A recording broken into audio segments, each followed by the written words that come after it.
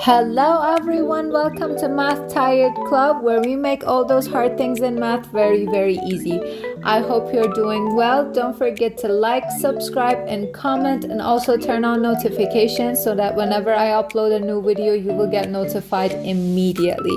Thank you so much for your support and comments and everything. It really gives me a lot of enthusiasm to make better videos every day. So guys, in today's video we're going to talk about graphing rational functions, but in this time we're going to talk about graphing a rational function with a hole in it. Okay, so I totally recommend you to watch the previous video on different types of rational functions with different types of asymptotes, vertical, horizontal asymptotes, and those are really good videos. I recommend you to watch them. I will link it in the description box below. I'm gonna go back and come back with our example and our rules. Okay, ta-da! I'm back with the example and the rules, of course. Guys, I'm gonna have a video about all the explanation of all these rules that we've been using in the past 3-4 videos. These are not rules made by me. They have a reason, of course, but I represent them as rules so that you can do everything like easy and fast. But I'll also have a video on the reasoning why do these rules apply actually. So the very first thing I'm gonna do is this, that I'm gonna factor this one. I also have videos on factoring, so if you had problems there or if you were interested, you can check those videos out. I'm gonna link it in the description box below. So I'm gonna factor these, and if I factor them, it's going to be x plus 3 times x minus 4 over x plus 3 times x minus 2. Okay, so this is going to be the factored form of this. Okay, as you can see over here, we are going to have a situation in which these two can get crossed. Okay, right? And we know that whenever something gets crossed from the numerator by the denominator, that is where a hole happens in the graph. Okay, so we're going to have a hole, and the hole is going to be on x is equal to -3. So wait a second,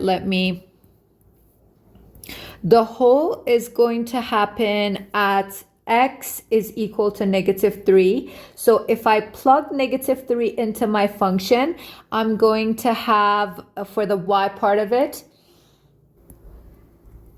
of course, I'm going to do it on this simplified version, because if you plug it in the original version, it's going to be 0/0, and it's not going to be helpful. So then the answer is going to be, so if I do it mentally, the answer is going to be 7/5, which is going to be 1 and 2/5.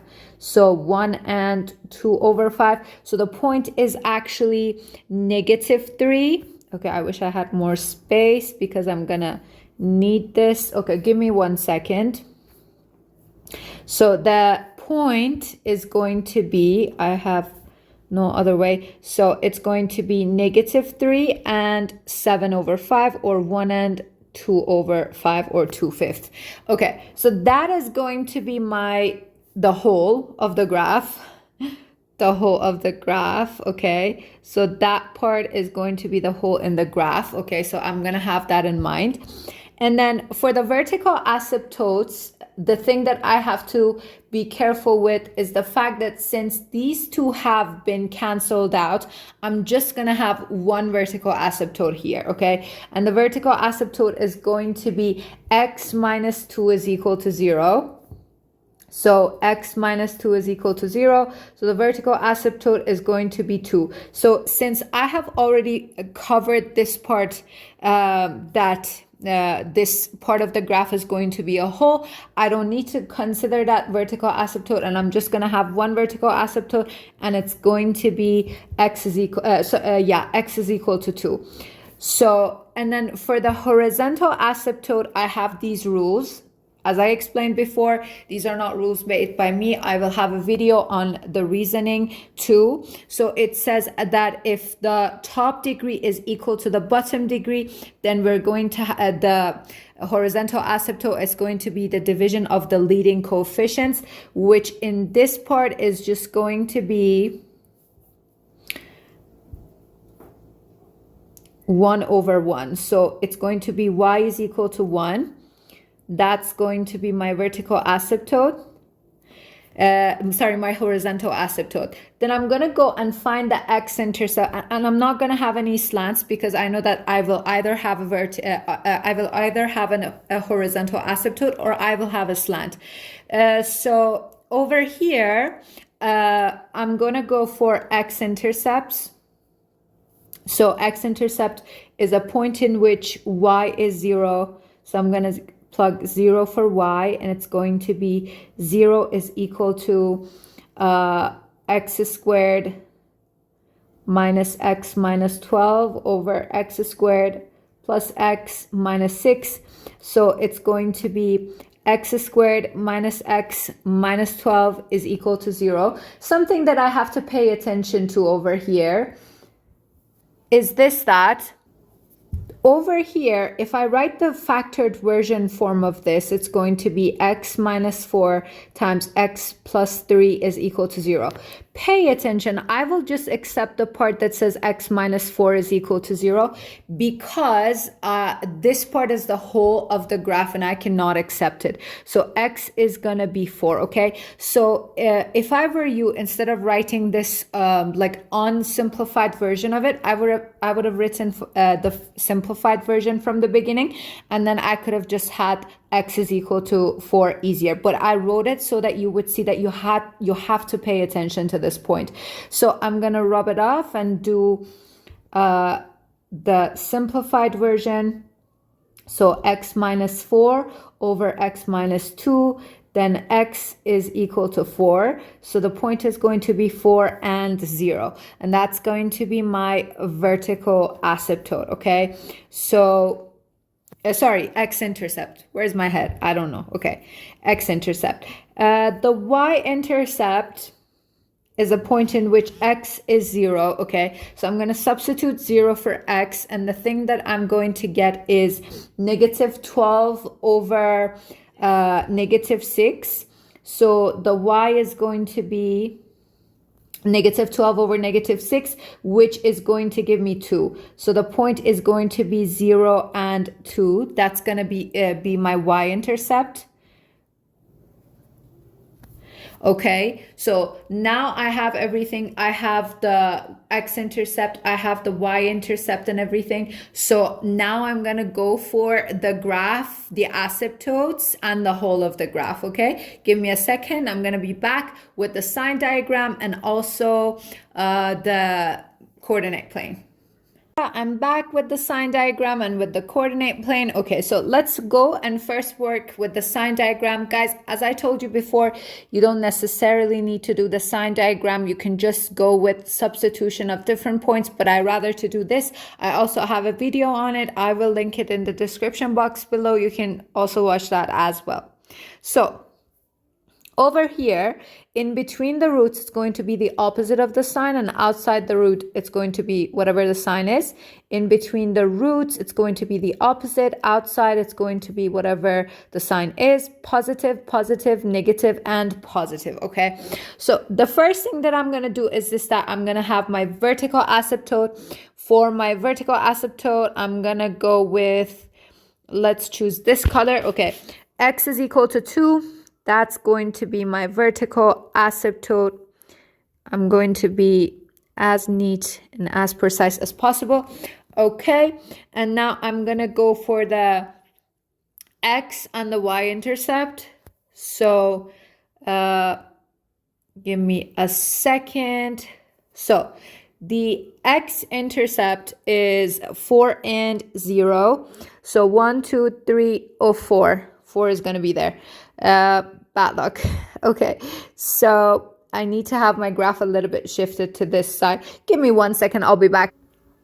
Okay, so I shifted a little bit. So now the x-intercept was 4 and 0, 1, 2, 3, 4 and 0. And then I had 0 and 2 over here.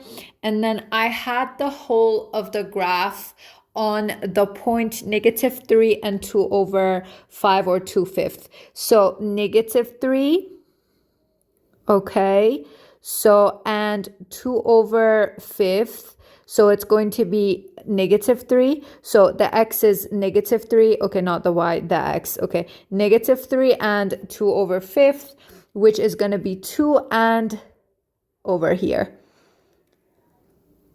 So that's going to be the whole of the graph. And I'm going to present it actually with a whole, you know. So it's going to be over here. Okay, so that's the thing I'm gonna have. Also, the horizontal asymptote is y is equal to 1. So I'm gonna have it over here. Okay, so now I'm gonna go and try to see how this actually works. Okay, so guys, now I'm going to go and graph it using the sign diagram. So as you see, from -infinity, okay, to -3, I am on the positive side and I'm going like this. So the graph is probably going to look something like this. And then I have the whole. And guys, from -3 to -2, again, I'm going to be on the positive side. The only thing that I need to pay attention is this, that from 2 to 4, I'm going to be on the negative side. So I will be on the positive side for the rest of this graph until here. It's going to get so close to the asymptotes, but it's not going to get there. So I am doing my best. Okay. And then from 2 to 4, which is here, 2 to 4, I'm going to have my graph on the negative side. So it's going to look something like this. And from 4 above, I'm going to have my graph on the positive side. So it's going to be looking like this. So that's my graph. I will fix this part because it looks a little bit odd. Okay. So this is going to be that. I did it as well as possible. Okay, so guys, see how pretty this graph looks, and pay attention to this hole that we have over here. So now we have the hole, we have our asymptotes, and we have our graph. So guys, I hope you have enjoyed this lesson. I hope that you have enjoyed the rational functions lessons. I have all the types of them. Please watch those videos. They are really, really helpful. Thank you for watching this video, guys. Don't forget to like, subscribe, and comment, and share the videos with your friends. Also, turn on notifications so that whenever I upload a new video, you will get notified immediately. I know that the videos are going to be helpful for you. So guys, don't forget to share the videos with your friends again. Thank you very much for watching this video. Have a great day. Bye.